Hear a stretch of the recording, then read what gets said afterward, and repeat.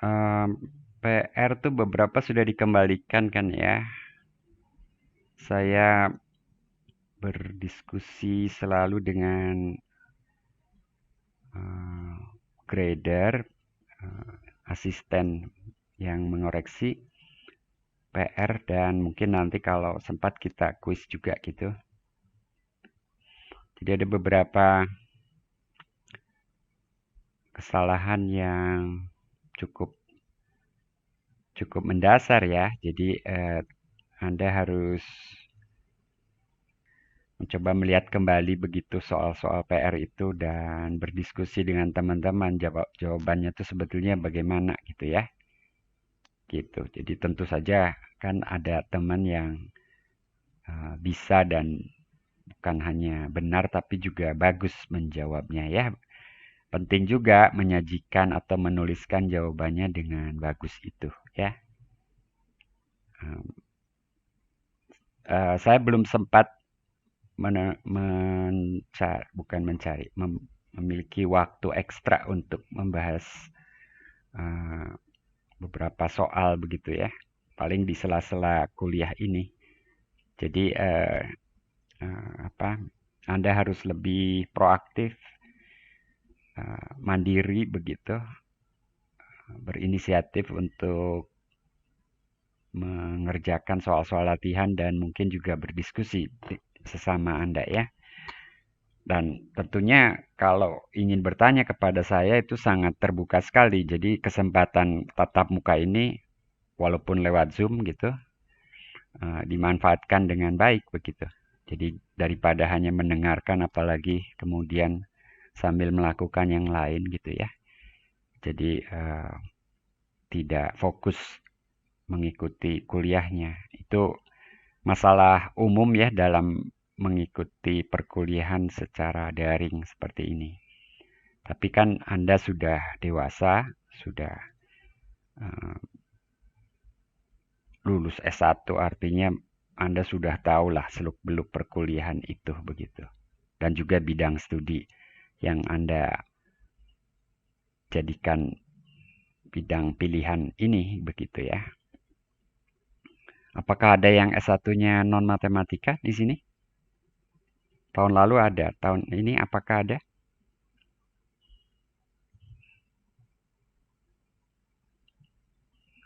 Ini Julius Susanto yang ikut analisis real bukan ya? Iya, Pak. Kamu bukan matematika kan S1-nya ya? Saya matematika, Pak. Oh, matematika. Oke, saya ingat orang lain. Ada yang S1-nya dari planologi begitu. Ini ada nggak yang dari non matematika?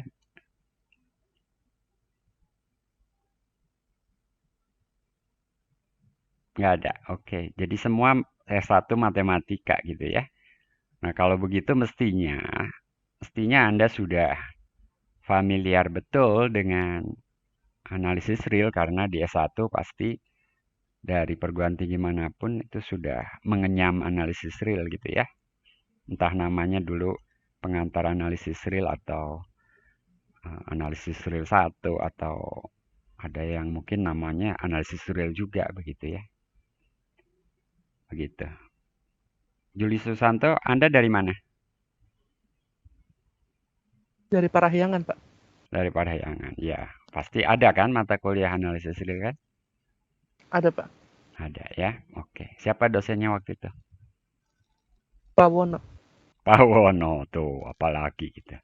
Oke, baik kita akan mulai kuliah hari ini. Bab 4 sudah selesai dibahas ya. Jadi hari ini kita memasuki bab baru, bab 5, yaitu tentang turunan. Sudah tampak ya. Eh, Judul dalam buku ini kalkulus diferensial gitu ya. Jadi ini ya konsep turunan, sifat-sifatnya, serta nanti kalkulus turunannya gitu ya. Em, Hari ini tentu kita akan mulai dengan ini 51 konsep turunan. Em, Dalam sebab ini ada dua tujuan. Yang pertama adalah memahami fondasi kalkulus diferensial dan Yang kedua, ya mendalami beberapa konsep dalam satu peubah untuk memahami perumpamannya dalam banyak peubah kelak. Ya, kita ingat konsep turunan itu digagas oleh Isaac Newton dan Gottfried Leibniz ya. Jadi ini saya cuplik dari mata kuliah TPB, saya selalu menampilkan ini. Jadi Isaac Newton menggagas konsep kecepatan sesaat dari kecepatan rata-rata. Perhatikan bahwa bentuk limit di sini merupakan bentuk limit 0/0 gitu ya. Kalau Anda ingat mata kuliah kalkulus tahun pertama begitu. Jadi pembilang menuju 0, penyebut juga menuju 0. Jadi waktu itu ya ini suatu masalah yang menarik sekaligus menantang gitu ya. Kenapa atau bagaimana bisa kita menghitung limit ini begitu ya? Apakah selalu ada begitu ya? Nah, Leibniz pendekatannya geometri. Jadi kalau kita ingin mencari persamaan garis singgung pada suatu kurva di suatu titik, maka kita akan berhadapan dengan bentuk limit yang sama dengan tadi ya. Jadi limit FB min FA per B min A dengan B menuju A. Jadi sama di sini. Beda fungsi aja, tapi konteksnya sama. Sama persis sebetulnya. Begitu. Nah, turunan dalam hal ini didefinisikan sebagai berikut. Jadi kalau kita punya fungsi yang terdefinisi pada suatu lingkungan dari X0, ingat yang dimaksud dengan lingkungan dari X0, jadi kita bayangkan garis bilangan real ada X0 di situ gitu. Kemudian lingkungan itu ya suatu himpunan buka yang memuat X0. Ya di sekitar X0 ada suatu interval buka gitu ya, di mana F terdefinisi di situ. Nah, fungsi F dikatakan mempunyai turunan di X0 dengan turunan sama dengan bilangan yang dinotasikan dengan F aksen X0. Jadi sebetulnya kalau mau diucapkan, turunannya itu adalah bilangan yang tentunya bergantung pada F dan juga bergantung pada X0 itu sendiri. Jadi notasinya ya mesti mengandung F dan mengandung X0 gitu. Tapi fungsi F sendiri kan ya sudah dituliskan sebagai dengan huruf F gitu. Jadi di sini ditambahkan aksen gitu untuk membedakan dari F. Jadi turunan di X0 itu didefinisikan sebagai bentuk limit yang kita jumpai tadi dalam konsep kecepatan sesaat maupun gradien garis singgung gitu ya. Jadi limit fx min fx0 per x min x0 dengan x menuju x0. Itulah yang dinyatakan sebagai turunan dari f di x0 dan dituliskan dengan notasi f aksen x0 itu. Tentunya kalau limit tersebut ada begitu ya. Jadi ini ada begitu ya. Yakni untuk setiap M terdapat N, ini dua-duanya bilangan asli, saya tidak tuliskan lagi ya karena di sini dalam kuliah ini khususnya sudah berulang-ulang seperti itu. Saya ulangi, jadi untuk setiap M terdapat N sedemikian sehingga untuk X tidak sama dengan X0 dengan jarak X ke X0 lebih kecil daripada 1/N. Jadi X-nya tidak jauh-jauh dari X0 begitu. Berlaku ketaksamaan ini gitu ya. Jadi nilai fx min fx0 per x min x0 dikurangi f-aksen x0, diambil nilai mutlaknya, lebih kecil atau sama dengan 1/m. Mungkin, mohon maaf, dalam definisi limit, mungkin tidak pakai sama dengan ya. Saya harus cek kembali. Tapi itu bukan masalah besar, kalau mau diikut sertakan sama dengannya juga tidak apa-apa ya.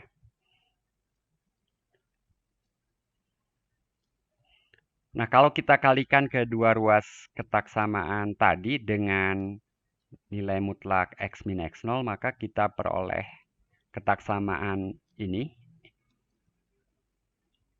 fx min fx0 min f-aksen x0 kali x min x0, ambil nilai mutlaknya, lebih kecil atau sama dengan 1/m kali nilai mutlak x min x0. Jadi lebih kecil atau sama dengan, lagi-lagi di sini itu bukan berarti ya tadi itu bukan tak sengaja, tapi memang disengaja gitu ya, sama dengannya ikut. Nah, ini berlaku untuk x yang memenuhi ketaksamaan nilai mutlak x min x0 lebih kecil daripada 1/n. Sekarang x sama dengan x0 ikut gitu ya. Kalau Anda masukkan x sama dengan x0 ke kedua ruas, di ruas kiri sama dengan 0, ruas kanan juga sama dengan 0 gitu kan. Jadi ketaksamaan ini juga berlaku untuk x sama dengan x0. Nah, Anda tentunya tahu apa yang terjadi di sini, yaitu bahwa persamaan garis ini, gx sama dengan fx0 tambah f-aksen x0 kali x min x0, ini persamaan garis lurus ya,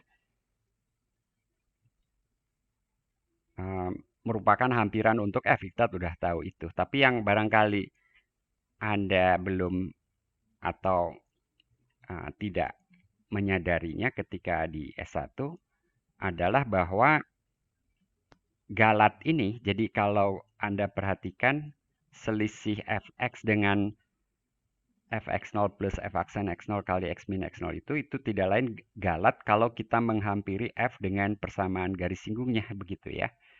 Nah, galat tersebut menuju 0, kalau menuju 0 saja Anda mungkin sudah tahu, gitu ya. Tapi menuju 0 dengan lebih cepat daripada x min x0, nilai mutlak x min x0. Jadi kita tahu nilai mutlak x min x0 juga menuju 0 gitu ya. Tapi galat tadi itu menuju 0 lebih cepat daripada nilai mutlak x min x0. Nah, jadi di sini kita menyimpulkan demikian. Nanti saya akan jelaskan ya. Apa maksudnya lebih cepat? Saya tulis dengan huruf miring di situ.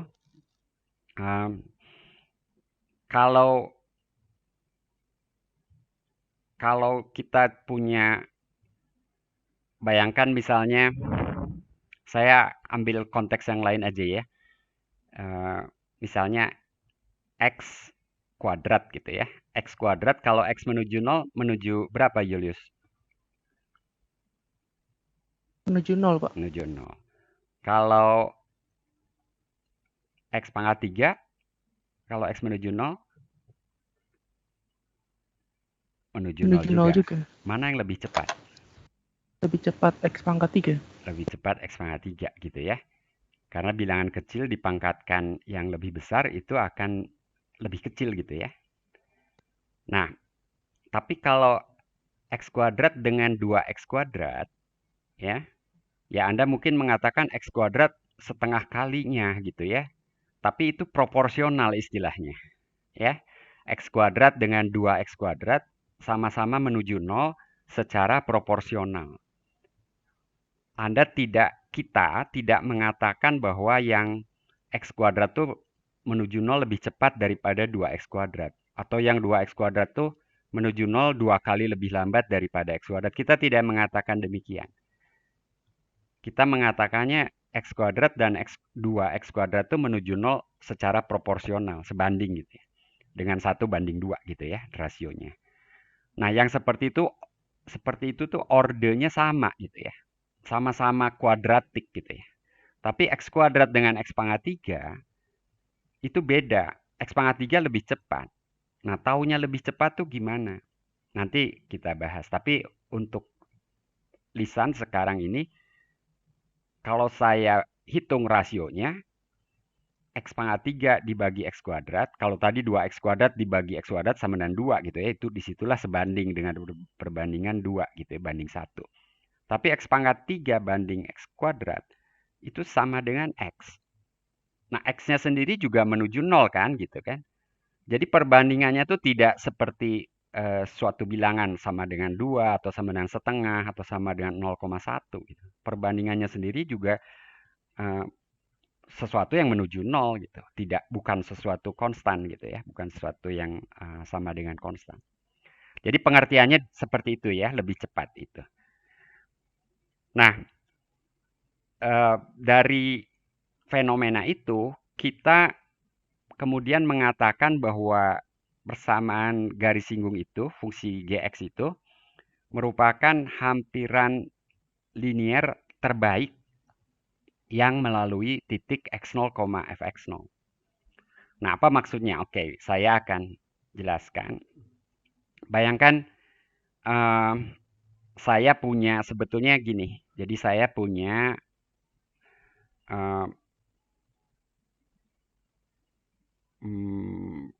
oke, mungkin saya punya suatu kurva gitu ya, dan suatu titik x0.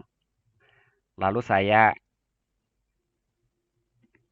ini saya coba pakai warna lain.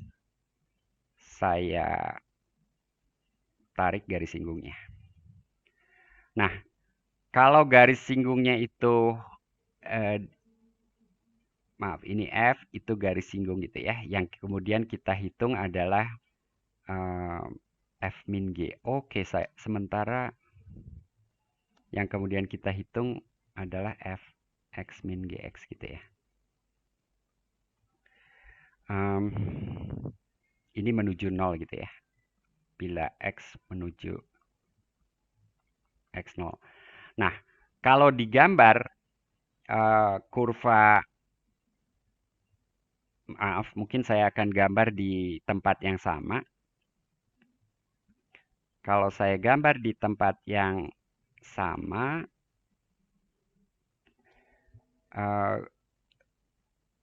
si F min G itu kira-kira seperti itu. Ini G min F ya. G min F kira-kira seperti itu ya. Nah, perhatikan bahwa F-nya di sini kurva yang melengkung, jadi G min F juga melengkung gitu, tapi melengkungnya ke atas ya karena kita mengurangi G dengan F gitu ya.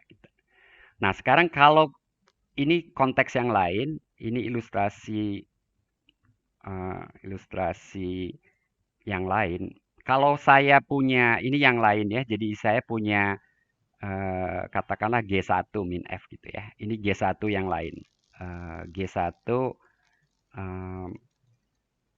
jadi Y sama dengan G1X melalui X0, Fx0 juga. Sebentar. Mungkin bukan gitu. Mungkin bukan itu ilustrasinya. Saya harus munculkan gambar selanjutnya deh. Nah, ya. Jadi ini adalah G min F. Ini bayangkan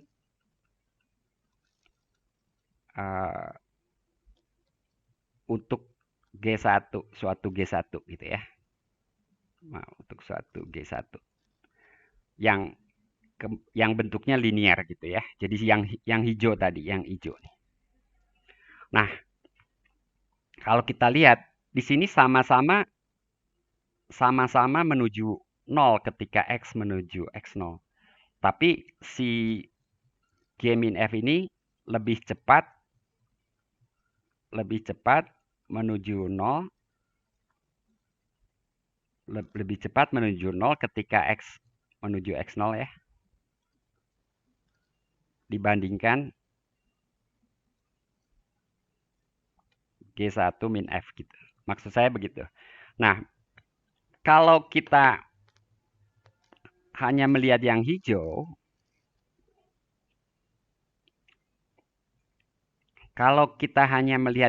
ini, kalau X saya berada di sini, ya, selisihnya sekian. Lalu kalau X-nya lebih dekat, X-nya berada di sini, selisihnya sekian. Di sini perbandingannya itu konstan kan, karena gradien garis lurus itu konstan. Jadi kalau X-nya setengah kali lebih dekat, maka galatnya juga setengah kali galat semula begitu ya. Jelas nggak, Julius? Ya, ini Jelas. bayangkan gradiennya entah berapa ya, tapi pada konteks garis lurus, kalau X setengah kali lebih dekat, galatnya juga setengah kali. Nah, yang seperti itu galatnya mengecil secara linear juga kan, gitu ya. Nah, tapi pada konteks yang satu ini tidak demikian, gitu ya. Jadi saya akan hapus yang barusan.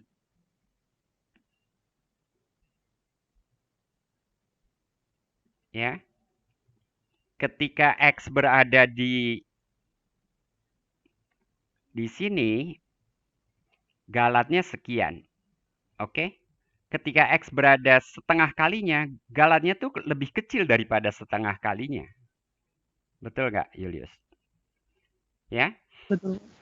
Ketika X-nya seperempat kalinya, galatnya lebih kecil lagi, gitu ya. Jadi berbeda dengan yang hijau itu, gitu ya. Nah, ini ilustrasi tentang galat yang menuju 0 lebih cepat dibandingkan dengan yang linear gitu ya. Dibandingkan dengan yang linear. Sekarang hitung-hitungannya. Jadi kalau tadi cuma gambar ya, tapi gambar tadi mudah-mudahan memberi Anda ilustrasi gitu ya. Sekarang kalau saya punya garis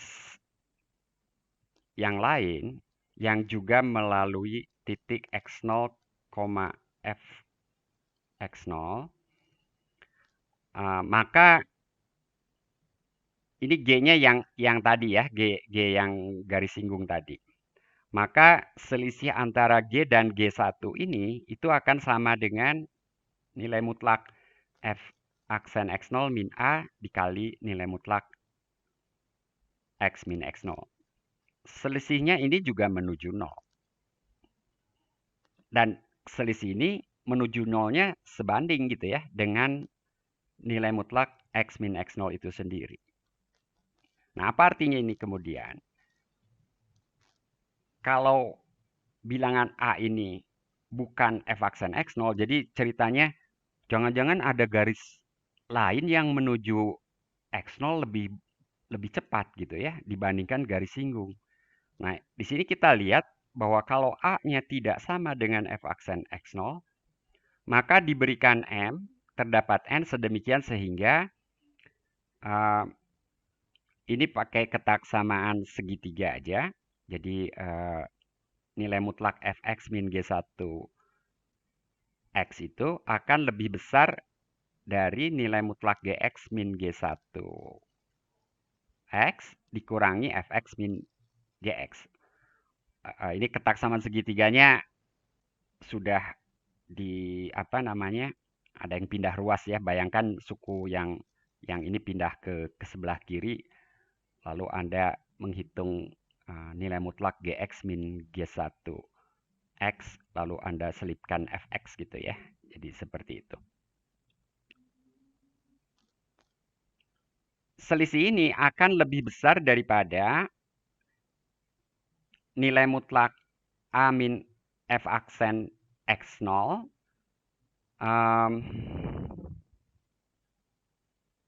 sebentar, ini ada yang kurang ya. Bentar.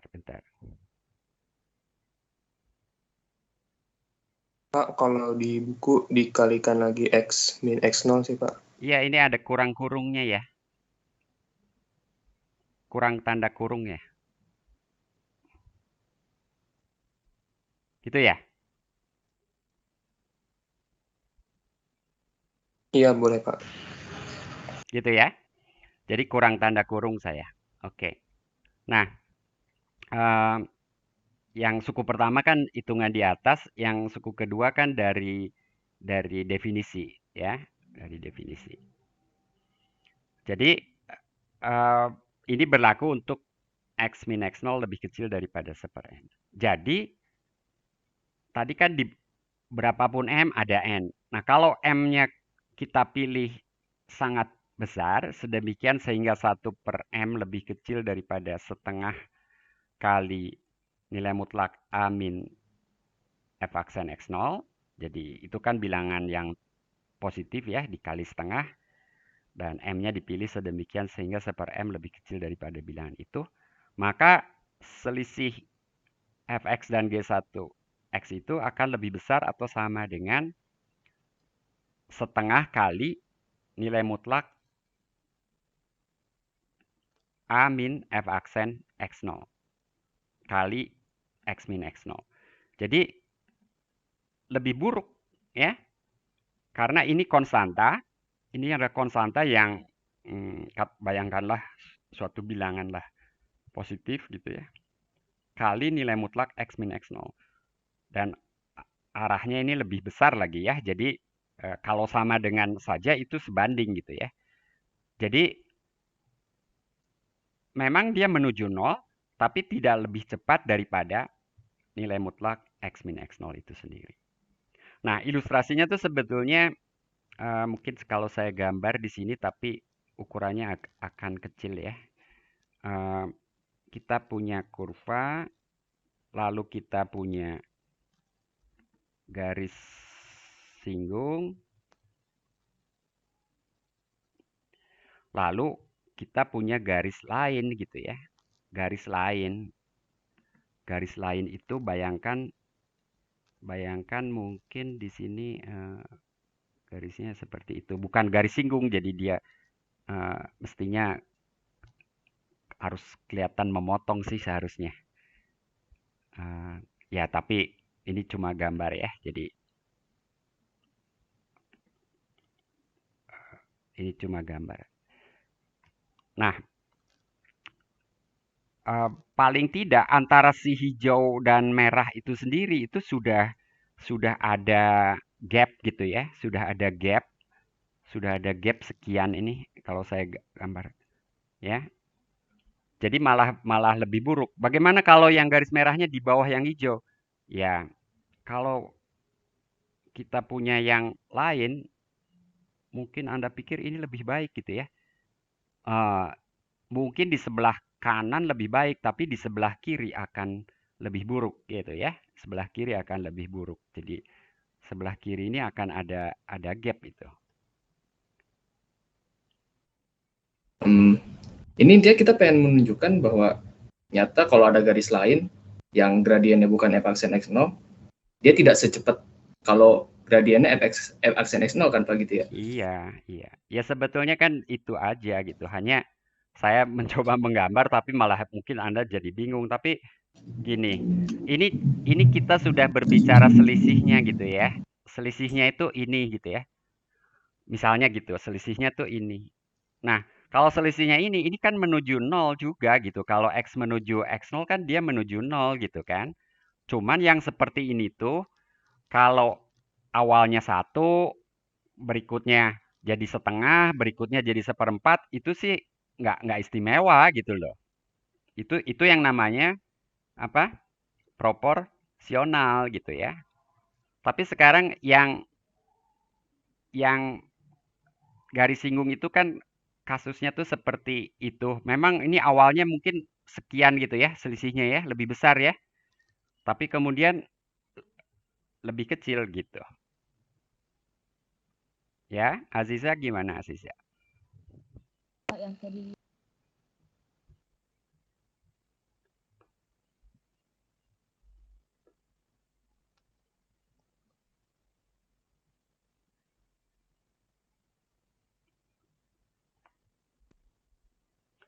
Halo?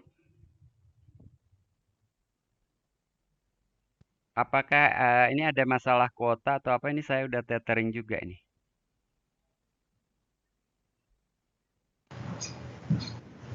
Iya, Pak.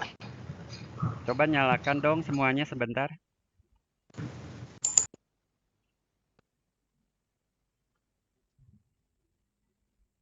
Bentar aja. Barangkali sedang masak.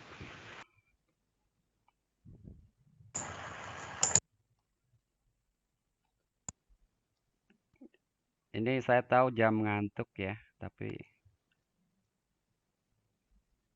eh gimana? Tuh, ada banyak yang nggak nyala ini ya. Si Julius kemana Julius? Kamu tadi nyaut. Ada, Pak.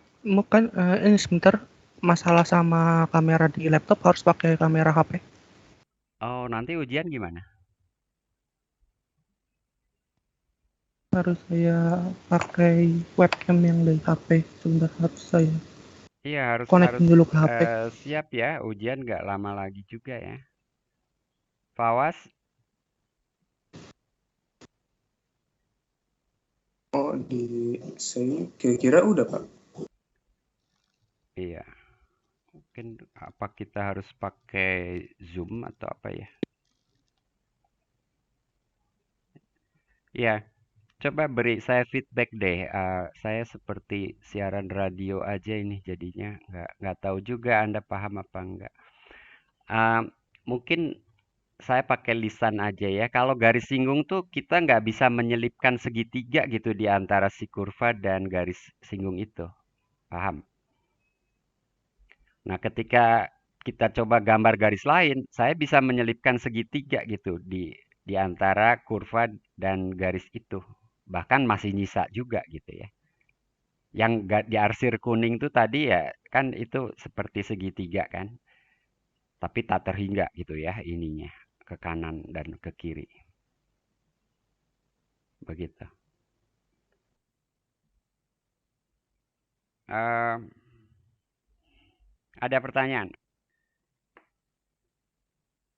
Bila kita gunakan terminologi yang lain, maka ada konsep orde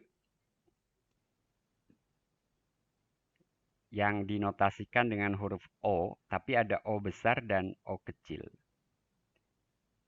Nah, misalkan kita punya fungsi F dan G yang terdefinisi di sekitar X0, kita tuliskan Fx itu O besar Gx, jadi O Gx, untuk X menuju X0 apabila terdapat N dan konstanta C sedemikian sehingga berlaku ketaksamaan ini gitu ya.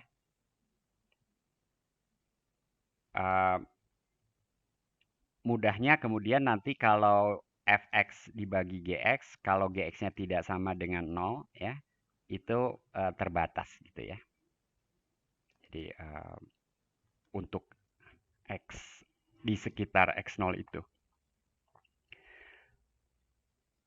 Lalu O kecil, kalau dibaca ya sama. Fx sama dengan OGX, tapi O-nya O kecil untuk X menuju X0.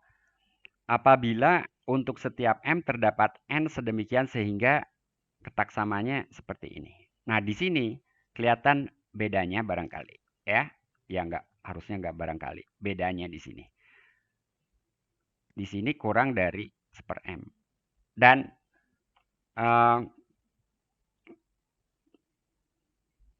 M-nya ini bisa dipilih sembarang gitu. Jadi 1/M-nya bisa sangat kecil. Ya. Sementara yang di atas itu ya cuma terbatas saja. Tapi mungkin tidak mengecil gitu ya. Seperti yang tadi segitiga itu. Tidak mengecil. Sementara yang di bawah bisa dibuat sekecil yang kita kehendaki. Jelas mungkin ini ya. Nah,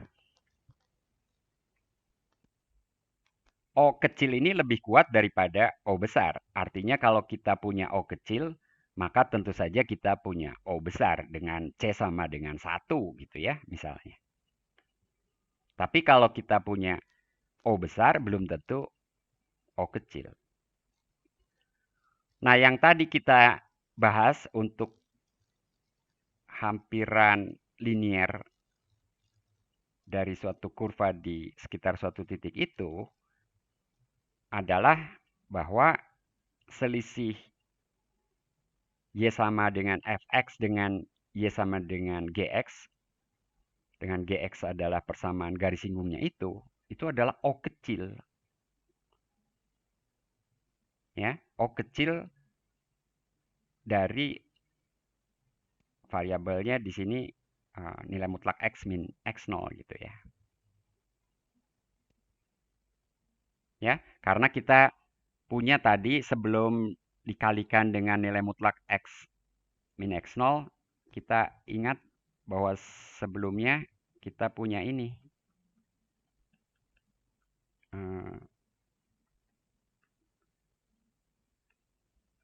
Seper M kan gitu ya. Jadi untuk X tidak sama dengan X0 dengan nilai mutlak X min X0 kurang dari seper N.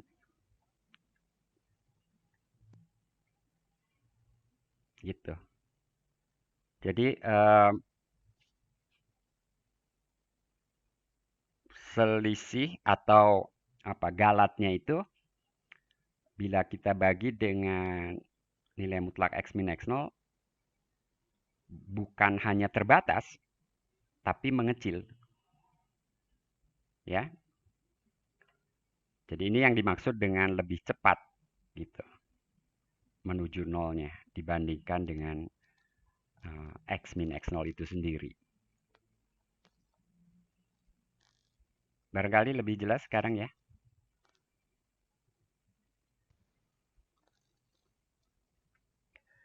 Nah, dengan kekontinuan kita punya proposisi ini, jika F mempunyai turunan di X0 maka F kontinu di X0. Saya kira Anda sudah mengetahui fakta ini.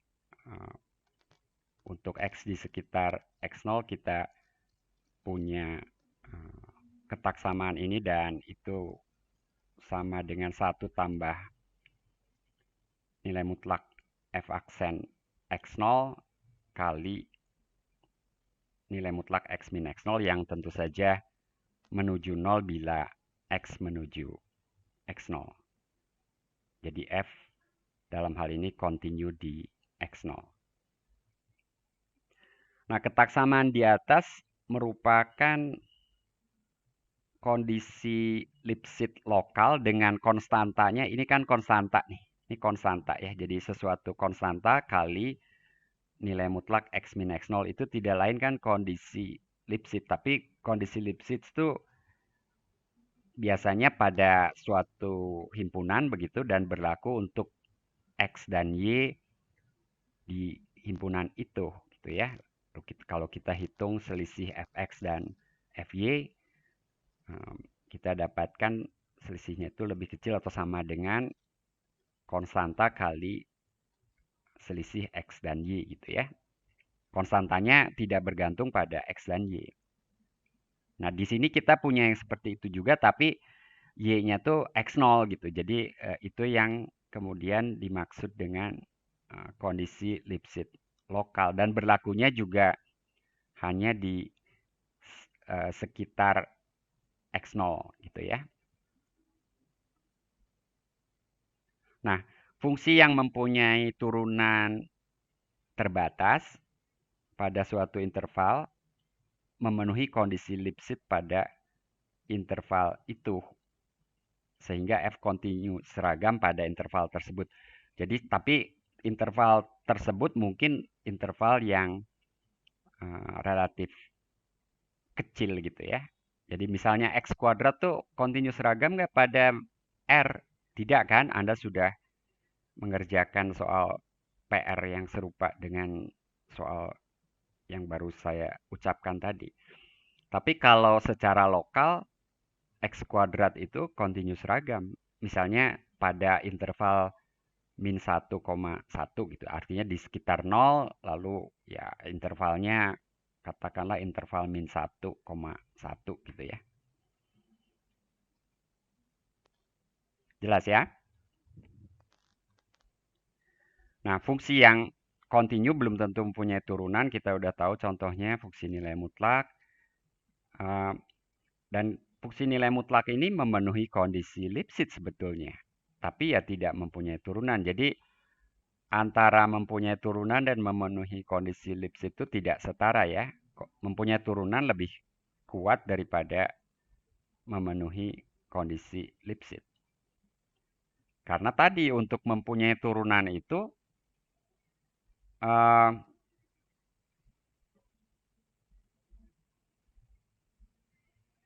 ya saya kira penjelasannya ini ya, kalau punya turunan kita punya kondisi Lipschitz, tapi kalau memenuhi kondisi Lipschitz tidak punya turunan, ya tentu saja verifikasinya dengan contoh gitu ya, dan contoh fungsi nilai mutlak X ini cukup telak untuk memperlihatkan bahwa memenuhi kondisi Lipschitz tidak mengakibatkan F mempunyai turunan di 0. Lagi-lagi kalau dikaitkan dengan ilustrasi hampiran linear terbaik tadi ya, di sini grafiknya ya memang patah gitu ya, tapi saya kira isunya bukan itu ya. Apa di sini? Untuk mempunyai turunan di 0 itu kan kita harus punya sebuah garis gitu ya, yang menjadi garis singgung gitu kan. Kalau kita gambar sembarang garis yang melalui 0,0 itu tidak mungkin menjadi garis singgung. Nah, ini yang mau saya kaitkan dengan ilustrasi tadi. Kita lihat di sini gapnya itu, ya itu saya sebut tanda kutip segitiga gitu ya. Di sebelah kiri juga demikian dengan sudut yang lebih besar bahkan gitu ya. Nah, kalau kita mau mencoba menyeimbangkan antara kiri dan kanan, ya paling saya punya ini, sebelah kiri dan sebelah kanan nggak lebih buruk, nggak ada yang lebih buruk gitu ya. Tapi dalam hal ini pun kan si kurva dan garis yang merah itu ya baik di sebelah kiri maupun sebelah kanan membentuk sudut gitu ya, membentuk sudut 45 derajat. Nah, punya turunan nggak bisa membentuk sudut positif seperti itu. Sudutnya harus 0 kan gitu ya. Gitu.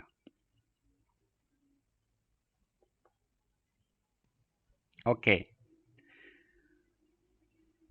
Berikutnya kita beranjak ke sifat-sifat turunan lebih lanjut. Kalau F mempunyai turunan pada suatu interval, apakah turunannya kontinu pada interval tersebut gitu ya. Jadi kita punya fungsi F terdefinisi pada suatu interval, lalu fungsinya mempunyai turunan di setiap titik pada interval itu.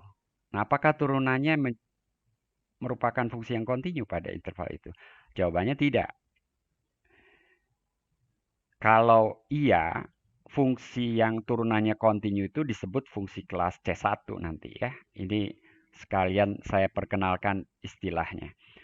Dan tentunya tidak semua fungsi merupakan fungsi kelas C1. Jadi kalau ada definisi itu biasanya ada yang tidak memenuhi gitu ya. Nah, sebagai contoh fungsi ini Anda sudah kenal barangkali di kalkulus. Fx sama dengan x kuadrat sin 1/x kuadrat untuk x tidak sama dengan 0 dan sama dengan 0 untuk x sama dengan 0. mempunyai turunan di setiap titik, termasuk di 0. Tetapi turunannya tidak kontinu di 0. Fungsi ini bukan fungsi C1. Coba turunannya apa ya? Kalau Anda hitung f aksen X sama dengan apa? Saya beri waktu 1-2 menit. Saya akan lihat daftar hadir. Ya, Anda boleh mematikan video lagi sebetulnya. Tapi maksud saya tuh, kalau saya bertanya ya, Mbok, ya ada yang jawab gitu ya. Jangan diam semua gitu. Apakah harus digilir gitu? Ini ada nama dengan huruf A, lalu F, lalu G. Setelah A langsung F ya. Wow. Ya, setelah A, F, lalu G gitu ya. Oke, nanti saya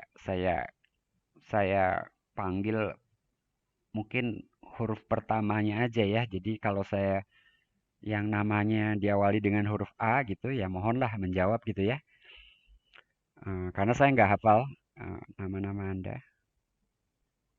Oke, tadi ada yang nama depannya diawali huruf G, Gabriel ya. Gabriel pernah saya panggil sih, tapi saya panggil lagi nggak apa-apa kan. Gabriel, turunannya apa nih? Sebentar Pak. Turunannya berarti f aksen X sama dengan 2X sin seper X. Itu Oh, untuk X salah. sama dengan berapa nantinya? Untuk X tidak sama dengan 0, Untuk X saya ada tidak salah tulis. 2X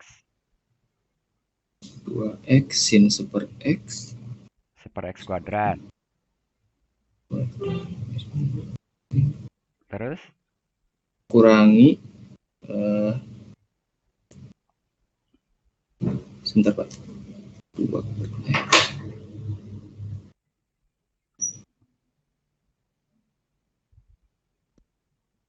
2 per X cos super X kuadrat.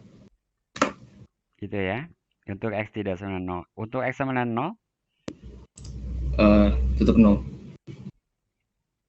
Dari mana?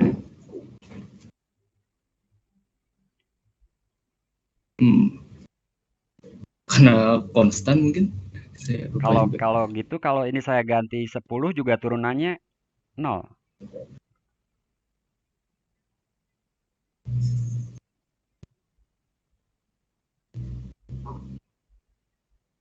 Kalau alasannya itu kan saya ganti nilainya 10 punya turunan juga dan turunannya 0 gitu.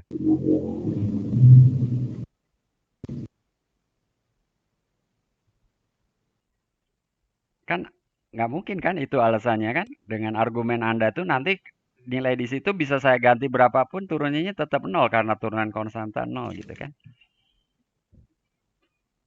Ayolah. Atau pakai definisi turunan yang formal gitu Pak? Iya pakai definisi dong gitu kan. Ini pertama F-nya continue di 0 kan gitu ya. F continue di 0 ya kan. Pakai apa? Tahu dari mana F continue di 0? Ya hitung limitnya. Tahu dari mana limitnya sama dengan F0 gitu ya. Teorema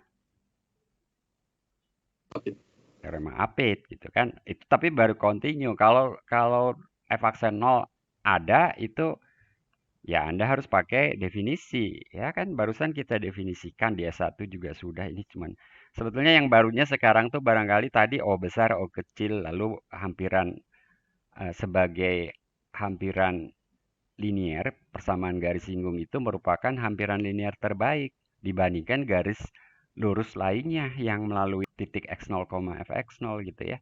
Barangkali dulu nggak dibahas sampai situ gitu ya.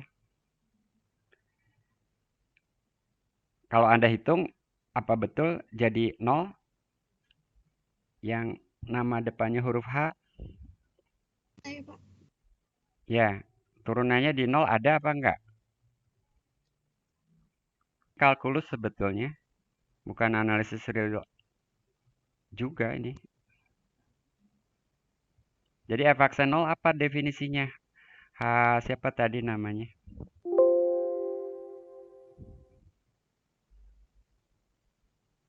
Hana? F aksen 0?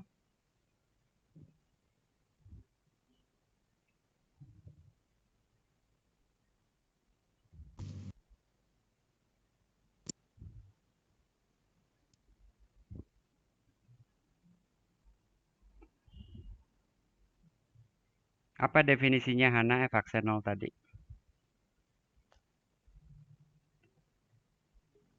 Hari Rabu kita kuis deh ya.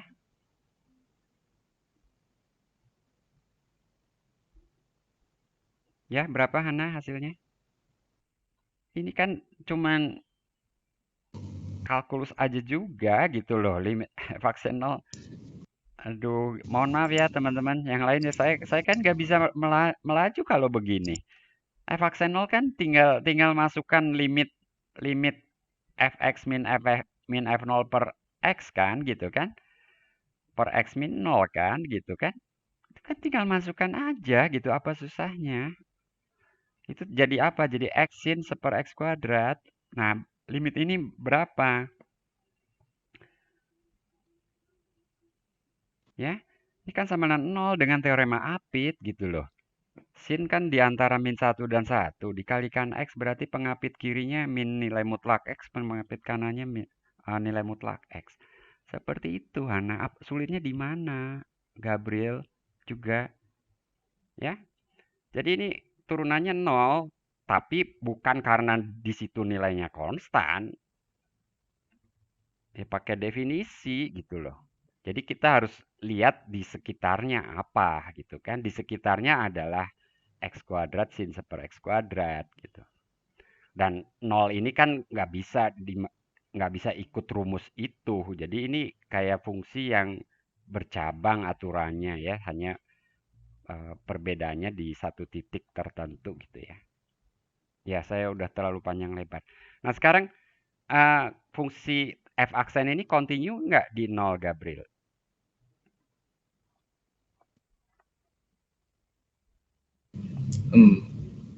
Harusnya enggak. Kenapa pakai harusnya? Ini kan udah jawab memang tidak gitu ya. Memang enggak. Jawabannya tidak gitu kan, nggak pakai harusnya. Kalau harusnya Anda ragu gitu kan. Nah, sekarang pertanyaannya kenapa tidak continue di 0? Yang mana? Apa yang dicek? Ya, kita sedang bertanya limit f aksen x kalau x menuju 0 gitu loh. Aduh, ini saya nggak bisa nulis di bawah itu karena ada titik 3 di situ. Kalau x menuju 0, limit dari bentuk ini berarti kan kalau x menuju 0, menuju berapa itu, Gabriel?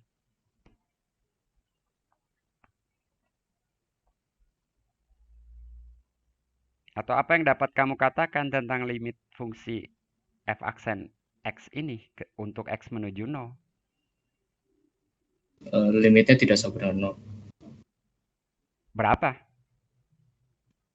Sebentar.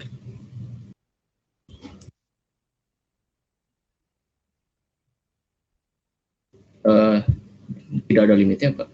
Tidak ada. Yang membuat tidak ada yang mana? Yang cos-nya, yang 2 per X. Oke. Begitu. Jadi limitnya tidak ada gitu ya. Jadi limitnya tidak ada, bukan tidak sama. Kalau tidak sama tuh dia ada tapi beda gitu kan. Jadi saya nulis tidak sama. Tidak ada limitnya. Gitu. Nah, jadi hati-hati ya menyimpulkan dari fakta-fakta yang terkait turunan ini jangan terlalu cepat gitu menyimpulkan tanpa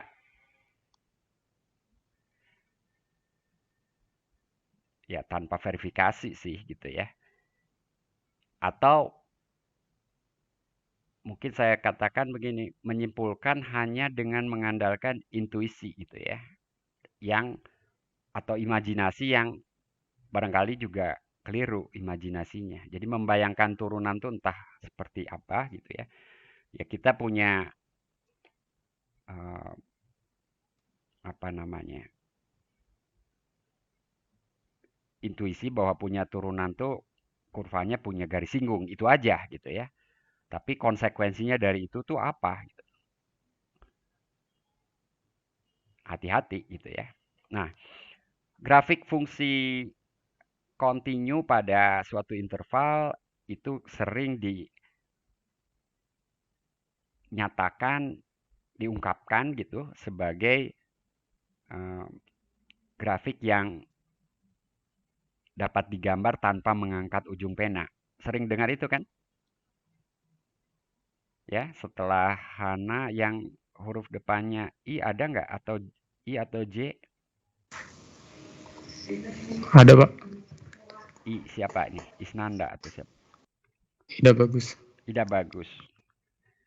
Sering dengar itu ya? Pernah dengar itu ya? Iya, Pak. Nah, menurut Anda betul nggak nih?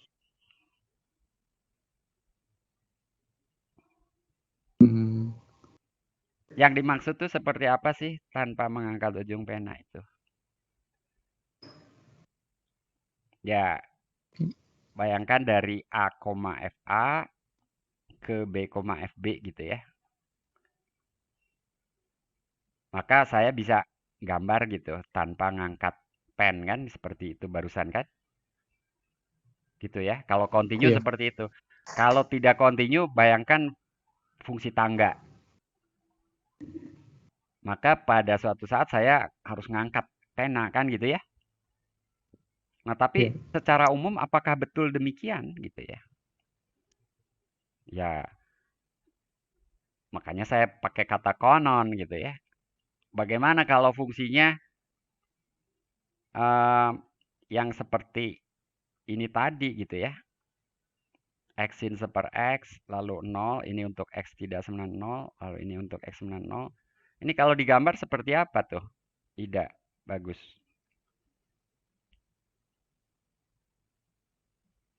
Pernah lihat gak grafik fungsi fx ini?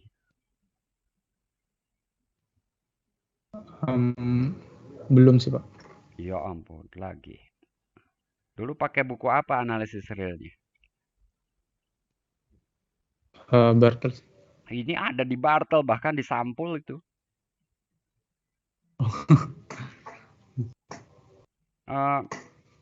Grafiknya itu seperti apa sih? Ada yang bisa, seperti gelombang gitu. ya kalau sin gelombang, tapi ini gelombang yang bagaimana gitu loh. Oscilasinya wild di sekitar Yang oscilasinya membesar. Membesar ke arah mana? Kanan dan kiri.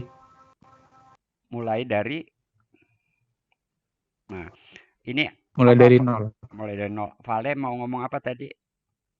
Jadi ini ada batasnya tapi X dan min X kan gitu ya. Jadi kalau kita mulai dari X sama dengan misalnya X sama dengan 2 per pi lah. 2 per pi itu 0, lah gitu ya. Ini 2 per pi gitu. Nilainya 1 kan. Sin pi per 2 kan 1 gitu ya. Jadi kalau saya berangkat dari itu katakan 2 per pi. Lalu di sini min 2 per pi. Sin min pi per 2 berapa? X-nya min 2 per pi. Jadi seper X-nya min pi per 2. Jadi sinusnya berapa? 1. Min 1. Oh. Min pi per 2 atau pi per 2? Yang kiri. Yang pi per 2 udah selesai. Itu udah saya gambar titiknya. Yang 2 per pi udah saya gambar. Yang ini yang min 2 per pi, jadi seper X-nya min pi per 2. Jadi sinnya min 1. Tapi kemudian kali X. Jadi plus ya. Ini fungsinya fungsi ganjil, fungsi genap. Fungsi genap kan? Gitu. Nah, Iya. ini kalau saya gambar dari titik A ke titik B ini, apakah saya bisa menggambarnya tanpa mengangkat ujung pena? Nah, gambarnya akan seperti apa? Dari sini kemudian turun gitu ya. Lalu naik, turun gitu. Nah, kalau di sini saya seolah-olah mohon maaf. Seolah-olah saya tidak mengangkat pena tuh barusan gitu ya. Tapi sesungguhnya kalau saya tanya sebetulnya panjang kurva ini berapa sih? Ada yang tahu nggak? Saya tanya volunteer. dari titik A ke titik B itu panjang kurvanya berapa?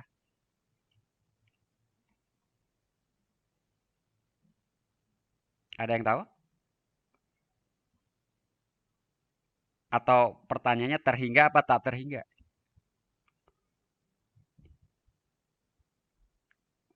Ada yang bisa nebak? Terhingga atau tak terhingga? Cuma dua pilihan itu.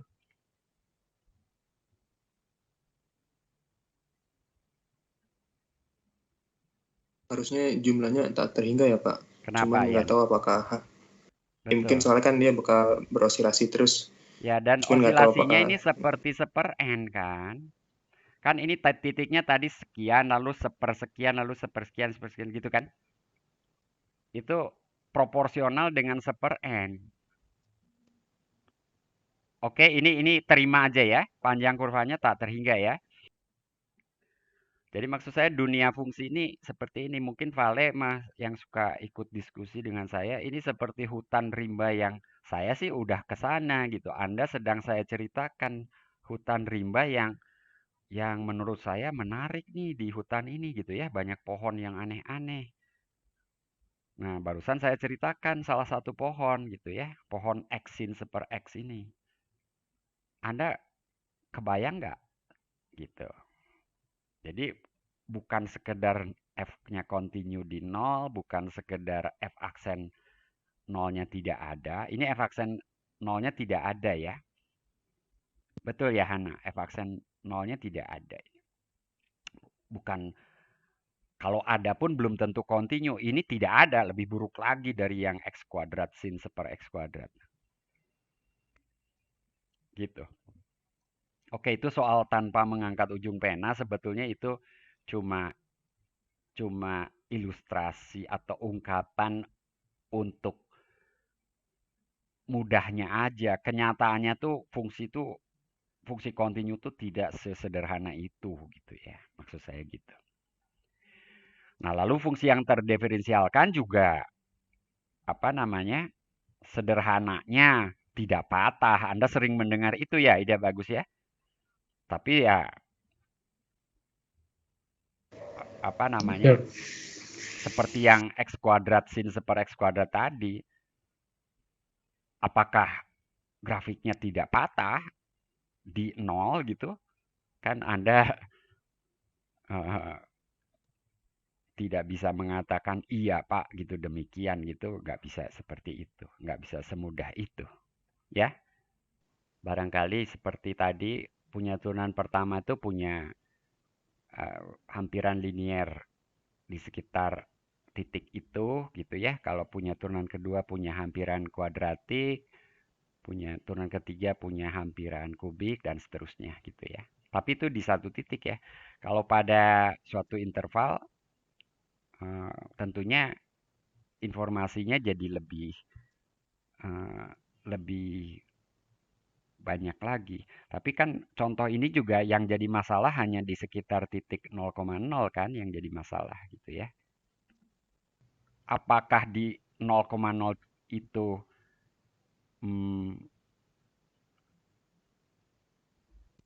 apa istilahnya? Kalau di sini memang tidak punya turunan ya di sini. Jadi mungkin bayangkan fungsinya sekarang X kuadrat sin seper X kuadrat. Kan punya turunan, tapi turunannya tadi tidak kontinu ya. Gitu. Tidak kontinu. Nah, yang kita pertanyakan grafik F-nya sendiri patah nggak di 0,0 kan gitu. Jawabannya sih memang tidak karena punya garis singgung gitu ya. Punya garis singgung. Tapi kalau dikaitkan dengan visualisasinya ya tidak semudah itu kesimpulan tidak patah itu diperoleh gitu ya. Kalau punya turunan kedua atau ketiga tentunya akan lebih mulus Vale gitu ya. Jadi kesimpulan itu bisa diambil dengan aman selama kita membandingkan dengan yang fungsi yang turunannya hanya sampai ke turunan pertama saja misalnya punyanya.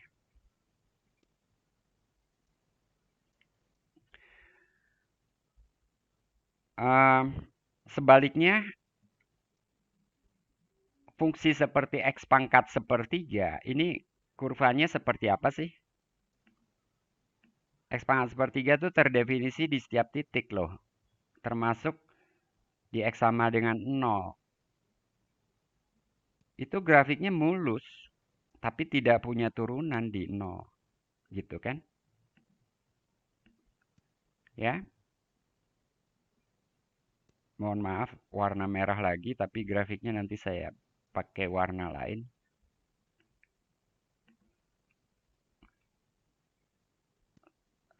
Seperti inilah kira-kira ya. Ini kan kurvanya mulus banget gitu kan. Tapi tidak punya turunan tuh di 0 gitu ya. Karena apa? Garis singgungnya garis vertikal ya. Kalau secara fungsi vektor, sebetulnya dia punya vektor singgung gitu ya. Tapi vektor singgungnya itu atau kemudian jadi garis singgungnya itu garis vertikal. Nah, kalau dalam konsep turunan, garis vertikal itu bukan garis singgung gitu kan. Jadi tidak punya turunan dia di titik X sama dengan 0. Tapi sebetulnya kan kurvanya mulus gitu loh. Jadi jangan kesleo gitu di situ gitu ya. Nah, ini beberapa soal latihan. Soal pertama tentang O besar dan O kecil. Kemudian soal nomor 2 seperti contoh tadi, tapi pangkat M dan N-nya di sini justru ditanyakan bilangan M dan N berapa sih yang membuat fungsi ini punya turunan yang kontinu gitu ya. Kemudian ini nomor 3, seingat saya udah pernah kita bahas. Masih ingat nggak contohnya? H, I, J, ada yang namanya diawali dengan huruf J? Saya, Pak. Ya, J siapa? Julius. Oh iya, Julius Susanto. Julius, masih ingat fungsi yang hanya punya turunan di satu titik? Yang turunannya di 0. Iya, turunannya di 0 saja. Apa tuh rumusnya? Lupa fungsinya, Pak. Nggak usah lupa juga. Anda konstruksi aja. Idenya kan yang ditangkap gitu loh.